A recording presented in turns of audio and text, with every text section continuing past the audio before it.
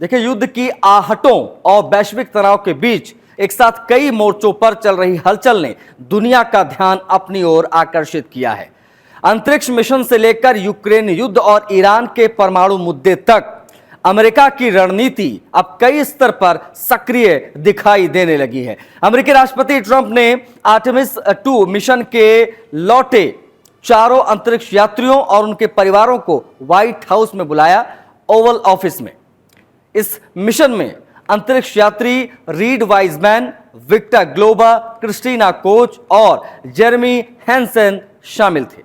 यह दल लगभग 10 दिनों तक अंतरिक्ष में रहने के बाद 11 अप्रैल को पृथ्वी पर लौटा था। राष्ट्रपति ट्रंप ने इन सभी को बहादुर बताया, उनकी खुलकर सराहना की। उन्होंने कहा कि ये ऐसे लोग हैं जिन्होंने पूरी दुनिया का ध्यान अपनी ओर खींचा है और उनके साहस की प्रशंसा की जानी चाहिए। ट्रंप ने यह भी कहा कि वह स्वयं ऐसा कार्य करने की कल्पना भी नहीं कर सकते। इसी दौरान उन्होंने जेरेड आइजकमैन को भी बधाई दी, उनके चयन को सही बताया। इसी के साथ ही ट्रंप ने एक बड़ा संकेत भी दिया। उन्होंने यूएफओ से जुड़ी फाइलों को सार्वजनिक करने की बात कही। ट्रंप ने कहा कि आने वाले समय में अधिक से अधिक जानकारियां सामने लाई जाएंगी। उन्होंने यह भी बताया कि अपने पहले कार्यकाल में उन्होंने कई लोगों और पायलटों से बातचीत की थी जिन्होंने ऐसे अनुभव शेयर किए, यानी साझा किए, जिन पर विश्वास करना आसान नहीं था। रूस के राष्ट्रपति व्लादिमीर पुतिन के साथ हुई टेलीफोनिक बातचीत का भी ट्रंप ने खुलासा किया, उसके बारे में बताया। पुतिन ने ईरान के परमाणु संवर्धन मुद्दे में सहयोग की इच्छा जताई है। इस पर ट्रंप ने स्पष्ट कहा कि उनकी प्राथमिकता यूक्रेन में लंबे समय से चल रही युद्ध को समाप्त करना है। ट्रंप के अनुसार पुतिन भी नहीं चाहते कि ईरान के पास परमाणु हथियार हों।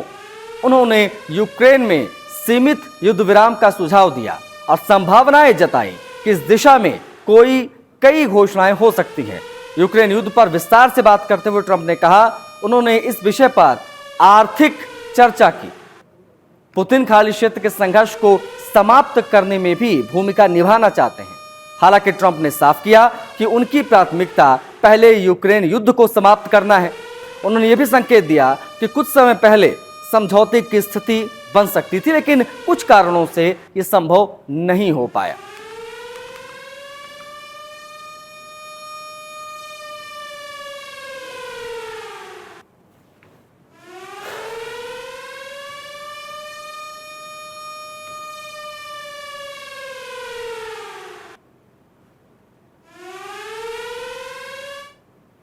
देखिए, दुनिया के रणनीतिक समुद्री मार्गों पर बढ़ते तनाव के बीच अमेरिका की सैन्य और कूटनीतिक सोच एक बार फिर से सुर्खियों में है।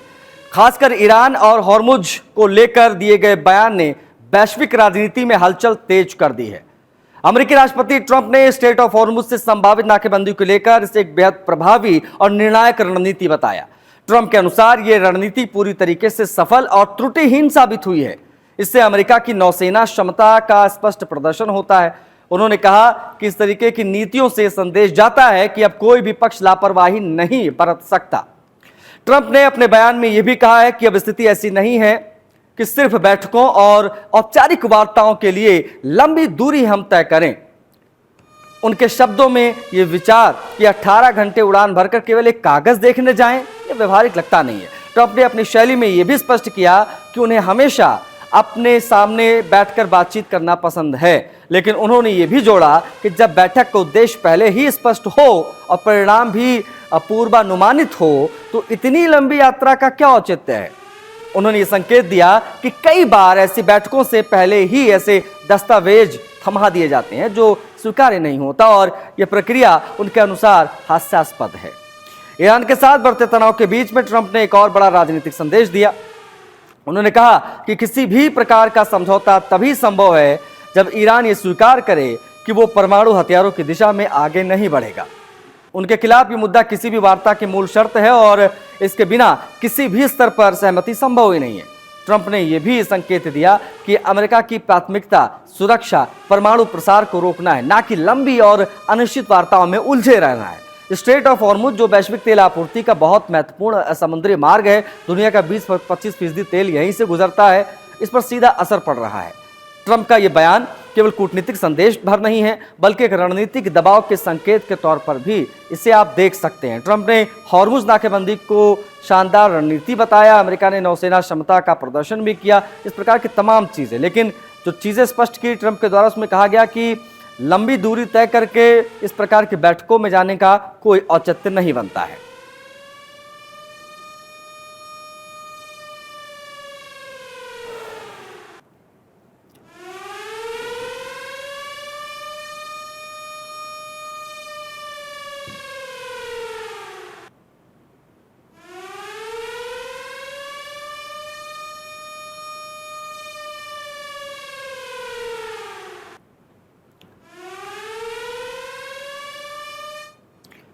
युद्ध और वैश्विक कूटनीति के बीच अमेरिका के शीर्ष नेतृत्व से आया एक और बड़ा बयान अंतर्राष्ट्रीय राजनीति में नई हलचल पैदा कर रहा है। रूस, यूक्रेन और ईरान के मुद्दे एक साथ जिस तरीके से चर्चा में आए, उसने वैश्विक सुरक्षा समीकरणों को और जटिल बना दिया है। अमेरिकी राष्ट्रपति ट्रंप ने रूसी राष्ट्रपति पुतिन के साथ हुई बातचीत का विस्तृत विवरण साझा किया है। ट्रंप के अनुसार पुतिन ने संकेत दिया है कि यदि आवश्यकता हो तो रूस ईरान के परमाणु संवर्धन से जुड़े मुद्दों में सहयोग कर सकता है। लेकिन ट्रंप ने इस प्रस्ताव के जवाब में स्पष्ट रूप से कह दिया है कि उनकी प्राथमिकता यूक्रेन में चल रहे युद्ध को समाप्त करना है। उन्होंने बातचीत के दौरान यह भी बताया कि स्वयं रूस भी यह नहीं चाहता है कि ईरान के पास परमाणु हथियार हो। ट्रंप के अनुसार पुतिन ने यूक्रेन में एक सीमित अवधि के लिए युद्धविराम का सुझाव दिया। उन्होंने कहा कि कदम अस्थायी शांति की दिशा में एक संभावित संदेश हो सकता है, एक संकेत हो सकता है, और इस पर आगे कोई औपचारिक घोषणा भी संभव है। ट्रंप ने यह भी कहा उन्हें लगता है कि रूस इस दिशा में आगे बढ़ सकता है, लेकिन राजनीतिक परिस्थितियां, समझौते की जटिलताएं, ये सब निर्णायक होने जा रहे हैं। इसी बातचीत के दौरान ईरान के परमाणु कार्यक्रम को लेकर ट्रंप ने बेहद कठोर रुख अपनाया है। उन्होंने स्पष्ट कहा है कि ईरान को किसी भी स्थिति में हम परमाणु शक्ति नहीं बनने देंगे। ट्रंप ने यह भी दावा किया है कि ईरान की सैन्य क्षमता पहले की तुलना में काफी सीमित हो चुकी है। उनके अनुसार ईरान के पास मिसाइलों की संख्या बेहद कम है और मिसाइलें निर्माण क्षमता भी सीमित इकाइयों तक उनकी सिमट गई हैं। यह भी कहा कि अमेरिका ने ईरान की सैन्य संरचना के लगभग 80% हिस्से को नुकसान पहुंचाया है। हालांकि उन्होंने इस दावे के समर्थन में किसी अतिरिक्त विवरण का उल्लेख नहीं किया। ट्रंप ने आगे कहा कि चेतावनी भरे अंदाज में कि अगर किसी समझौते पर सहमति नहीं बनती है तो शेष सैन्य ढांचे को भी बहुत तेजी से निष्क्रिय किया जा सकता है। उनके अनुसार यह स्थिति स्पष्ट करती है कि ईरान के पास परमाणु हथियार नहीं होंगे और संदेश अब लगभग अंतर्राष्ट्रीय पक्षों तक पहुंचा दिया गया ट्रंप के द्वारा। ट्रंप के इस बयान के एक साथ 3 बड़े भू राजनीतिक मोर्चे यानी रूस, यूक्रेन और ईरान को फिर से चर्चा के केंद्र में ला दिया है। कूटनीतिक, सैन्य, रणनीतिक दोनों स्तरों पर तनाव और तेज हो गया है। ट्रंप पुतिन वार्ता से 3 मोर्चों पर किस प्रकार का तनाव है वो ग्राफिक्स के माध्यम से हम आप तक पहुंचा भी रहे हैं।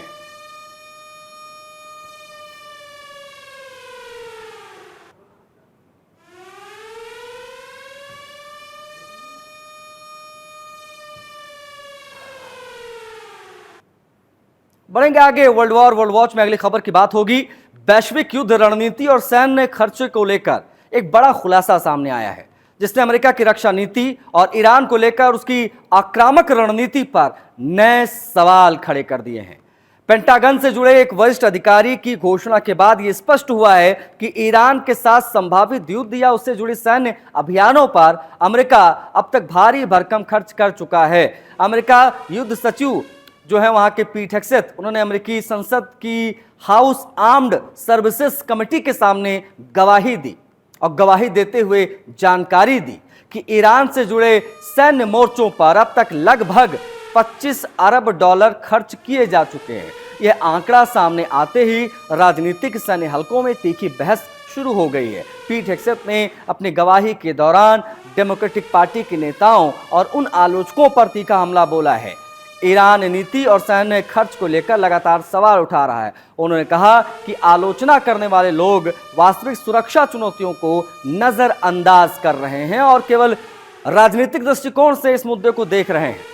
पीट हेग्सेथ के अनुसार यह खर्च केवल आंकड़ा भर नहीं है, बल्कि अमेरिका की सुरक्षा नीति, सैन्य तैनाती और वैश्विक रणनीति उपस्थिति का परिणाम है। उन्होंने संकेत दिया कि मिडिल ईस्ट क्षेत्र में बढ़ते तनाव और ईरान की गतिविधियों को देखते हुए यह खर्च रणनीतिक मजबूरी का हिस्सा है। हाउस आर्म्ड सर्विसेज कमेटी में प्रस्तुत अनुमान के अनुसार ईरान से जुड़े सैन्य अभियान और तैयारी पर कुल खर्च लगभग 25 अरब डॉलर तक पहुंचा है।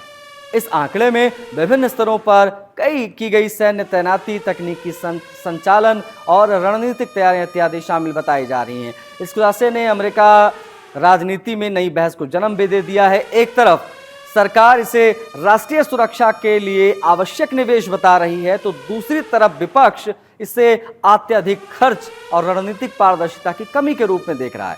लेकिन सैन्य विशेषज्ञों का मानना है कि यह खर्च आने वाले समय में और बढ़ेगा, क्योंकि ईरान को लेकर तनाव खत्म नहीं हुआ है। कभी भी युद्ध दोबारा शुरू हो सकता है। यह सिचुएशन लगातार बनी हुई है, इन संभावनाओं से इनकार नहीं कर सकते। इस पूरे घटनाक्रम ने एक बार फिर से सवाल खड़ा किया है कि क्या वैश्विक सुरक्षा की कीमत इतनी बड़ी आर्थिक लागत के रूप में चुकाई जाएगी, और क्या इसका कोई दीर्घकालिक राजनीतिक समाधान मौजूद है, या ऐसे ही सब चलता रहेगा। पेंटागन अधिकारी के द्वारा जो खुलासा किया गया उसके बाद में किस प्रकार की क्या चीजें रही हैं, सैन्य नीति पर अमेरिका का क्या रुख है, इन तमाम चीजों को समेटती है महत्वपूर्ण जानकारियां।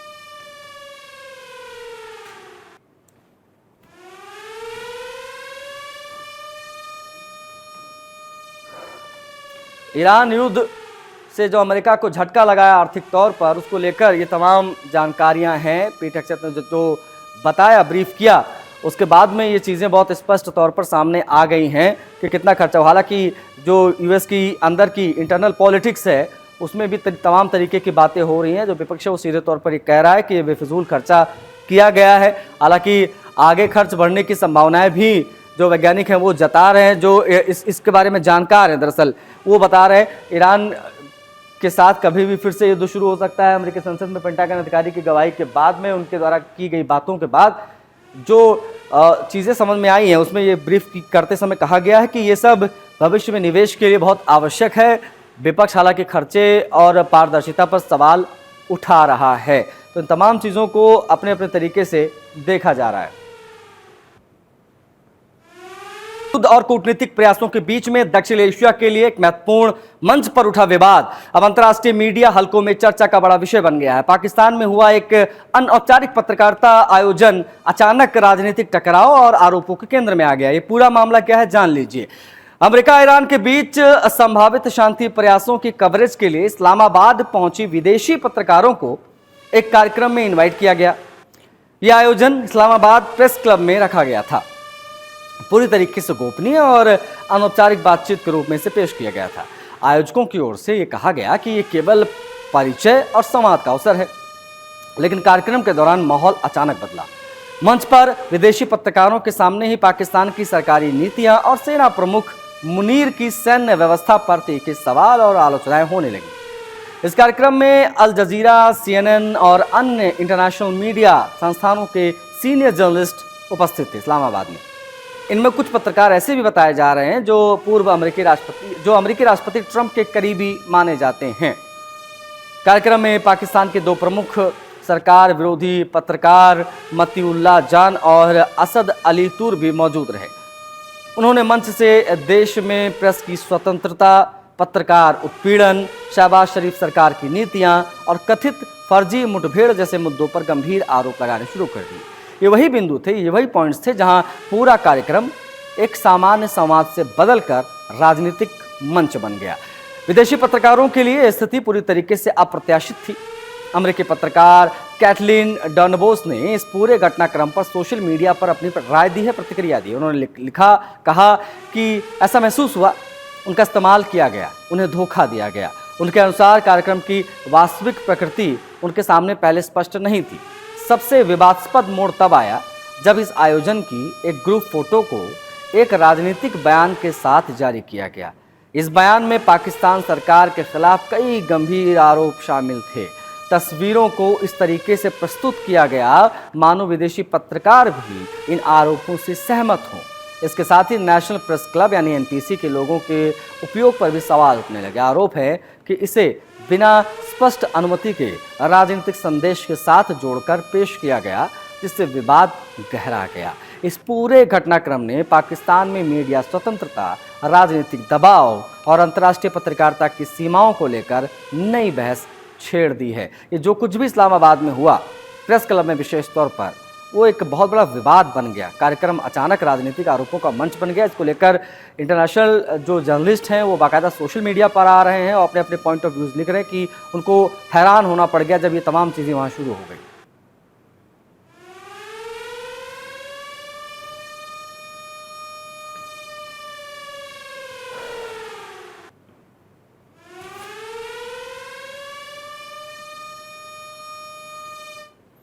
वैश्विक युद्ध तनाव और आर्थिक अस्थिरता के बीच अंतर्राष्ट्रीय वित्तीय व्यवस्था पर बड़ा दबाव बना। ईरान और अमेरिका के बीच बढ़ते संघर्ष ने न सिर्फ सैन्य मोर्चे को प्रभावित किया, बल्कि दुनिया की जो मुद्रा प्रणाली है उसको भी झटका लगा है। इस संकट के बीच भारतीय रुपया भी ऐतिहासिक दबाव में आया और गिरा। पहली बार $1 की कीमत 95 रुपीज तक पहुंच गया है। जी हाँ, इस गिरावट ने भारत की आर्थिक नीति, वैश्विक व्यापार रणनीति दोनों पर नई बहस छेड़ दी है। इस स्थिति को देखते हुए भारत और अन्य ब्रिक्स कंट्रीज ने मिलकर एक नए डिजिटल पेमेंट सिस्टम पर काम शुरू किया है। ये प्रणाली सीमा पार लेन देन को अधिक स्थिर और नियंत्रित बनाने की दिशा में एक बड़े कदम के तौर पर देखा जा रहा है। ब्रिक्स समूह एक ऐसे डिजिटल पेमेंट फ्रेमवर्क की योजना पर काम कर रहा है जिसका उद्देश्य पश्चिमी प्रतिबंध, टैरिफ और अमेरिकी डॉलर पर निर्भरता से उत्पन्न अस्थिरता को कम कर सकता है। हालांकि इस योजना में यह भी ध्यान रखा जा रहा है कि वैश्विक वित्तीय प्रणाली, विशेषकर अमेरिकी नेतृत्व वाले ढांचे में अनावश्यक तनाव ना हो। यह प्रस्ताव भारत के केंद्रीय बैंक यानी रिजर्व बैंक ऑफ इंडिया द्वारा आगे बढ़ाया गया। इसके तहत ब्रिक्स देश स्थानीय मुद्राओं में सीमा पार व्यापार निपटाने की व्यवस्था पर विचार कर रहे हैं। इसका मतलब है कि व्यापार डॉलर पर निर्भर न रहकर सदस्य देशों की अपनी मुद्राओं में हो सकेगा। विश्लेषकों का मानना है कि इस योजना की सफलता इस बात पर निर्भर करती है कि ब्रिक्स देश पश्चिमी भुगतान प्रणालियों पर अपनी निर्भरता कितनी कम करते हैं और साथ ही अमेरिका के साथ टकराव की स्थिति से कैसे बचते हैं। ब्रिक्स देशों के विदेश मंत्रियों की एक अहम बैठक 14 और 15 मई को नई दिल्ली में प्रस्तावित है। ये बैठक 10 और 11 सितंबर को होने वाले शिखर सम्मेलन की तैयारी के रूप में भी देखी जा रही है। इसमें डिजिटल भुगतान, कनेक्टिविटी, व्यापार, सेटलमेंट जैसे मुद्दों पर गहन चर्चा होगी। ब्रिक्स संगठन की शुरुआत 2009 में हुई थी, जिसमें आप जानते हैं ब्राजील, रूस, भारत और चीन जो है थे। बाद इसमें साउथ अफ्रीका, मिस्र, इथोपिया, इंडोनेशिया, ईरान, संयुक्त अरब अमीरात जैसे देश भी शामिल हो गए ब्रिक्स में। ये समूह यानी ये जो ग्रुप है अब वैश्विक आर्थिक शक्ति संतुलन में एक महत्वपूर्ण भूमिका निभा रहा है। भारत गुटनिरपेक्ष आंदोलन की परंपरा के साथ ब्रिक्स और क्वाड जैसे अलग अलग मंचों के जरिए अपनी रणनीतिक स्थिति को मजबूत करने की कोशिश कर रहा है। क्वाड में अमेरिका, ऑस्ट्रेलिया, जापान शामिल हैं, जिससे भारत की कूटनीतिक संतुलन नीति और स्पष्ट होती दिखाई दे रही है।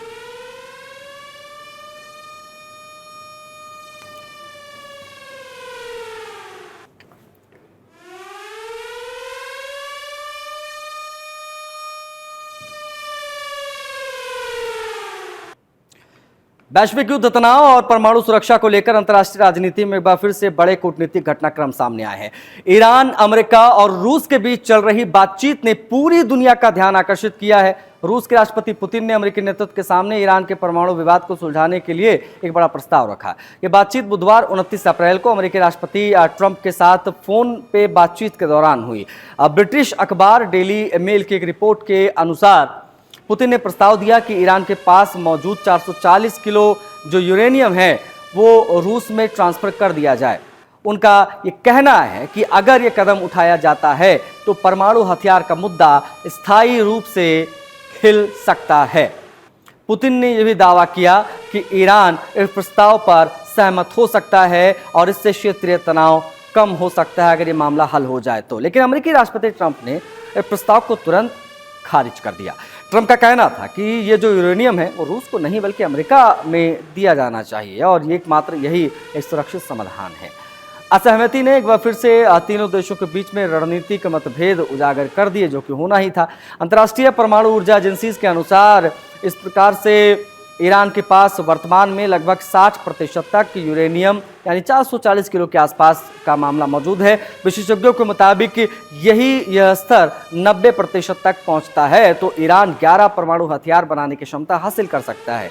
यही कारण है कि यह मुद्दा वैश्विक सुरक्षा के लिए अत्यंत संवेदनशील यानी सेंसिटिव है। इस बातचीत के दौरान पुतिन ने अमेरिका को यह चेतावनी भी दी कि ईरान पर किसी भी प्रकार का नया सैन्य हमला स्थिति को और गंभीर बना सकता है। इससे युद्ध का दायरा व्यापक होगा। उन्होंने विवाद को सैन्य नहीं बल्कि कूटनीतिक तरीके से हल करने पर फोकस यानी जोर दिया। ट्रंप ने पत्रकारों से बातचीत में कहा कि पुतिन से यूक्रेन युद्ध को समाप्त करने की अपील की गई। ट्रंप के अनुसार पुतिन जल्द ही सीमित अवधि के लिए सीज फायर की घोषणा करेंगे। हालांकि युद्ध विराम अस्थायी हो सकता है क्योंकि रूस 9 मई को विक्ट्री डे परेड की तैयारियां कर रहा है। इस बीच दोनों नेताओं के बीच में व्यापारिक संबंधों को मजबूत करने की दिशा में भविष्य में सहयोग बढ़ाने की दिशा में सहमति बनी है। दोनों पक्षों ने संकेत दिया है कि बायलैटरल रिलेशंस जो होते हैं द्विपक्षीय संबंध उसको बेहतर बनाने की दिशा में भी काम किया जाएगा। ये पूरा घटनाक्रम इस बात का संकेत है कि वैश्विक राजनीति में युद्ध, उसके परमाणु सुरक्षा कार्यक्रम और कूटनीति एक साथ नए मोड़ पर पहुंच गए हैं। पुतिन ने ईरान का यूरेनियम है, कहा कि हमारे पास रखवा दीजिए।